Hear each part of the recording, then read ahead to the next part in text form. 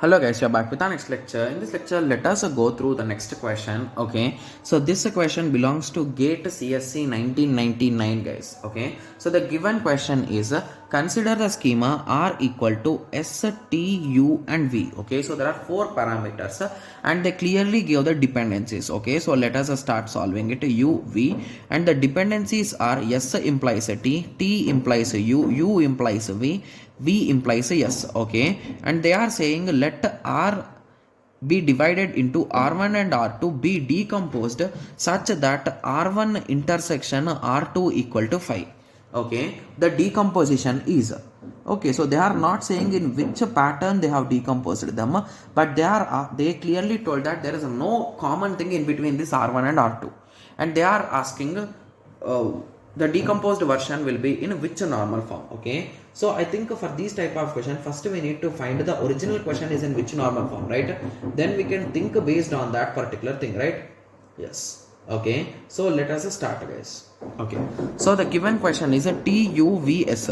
So let us mark T, U, V and S. Okay, so basically every one of them is available on the right hand side. So let us find the super key first. Okay, so first everything let us start individually. So S, T, U and V. So let us find the closures of them. So S, T, U and V. So if I have S, I can find T. From T I can find U. From U I can find V. So everything is available.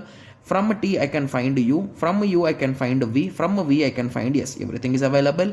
From U I can find V. From V I can find S. From S I can find T. Everything is available. From V I can find U. From V I can find S.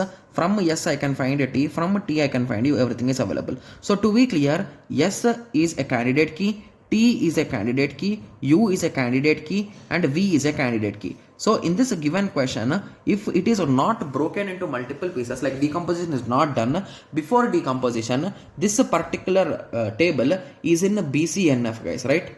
Yes. So now they are saying let R be divided into two tables, R1 and R2, and they are clearly saying that R1 intersection R2 is 0. So indirectly they are saying there is nothing common in it, right? Yes.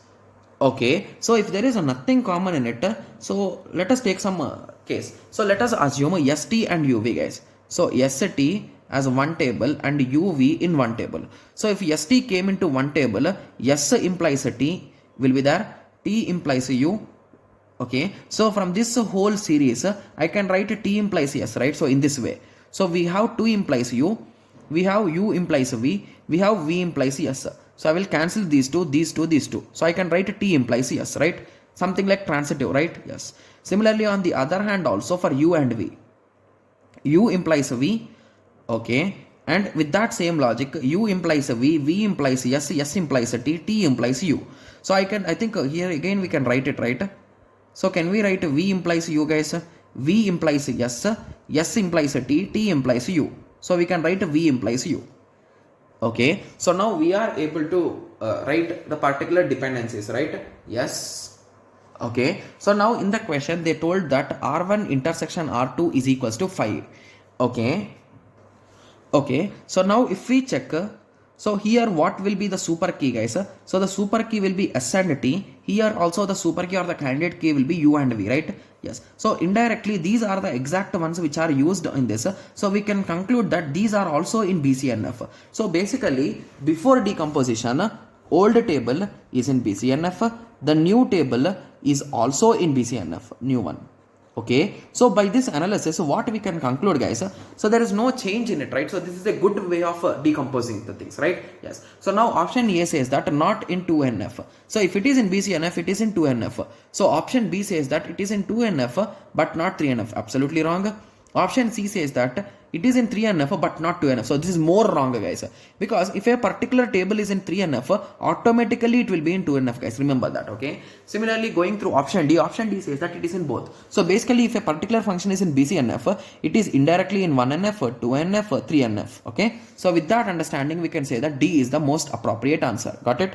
Yes. So it's a quite interesting question and easy question, right? Yes. Okay, so I hope everyone got a clear idea with respect to this question. So in the next lecture, let us continue with the next question. Okay. Yes. So let us meet in the next lecture. Thank you. Thanks for watching.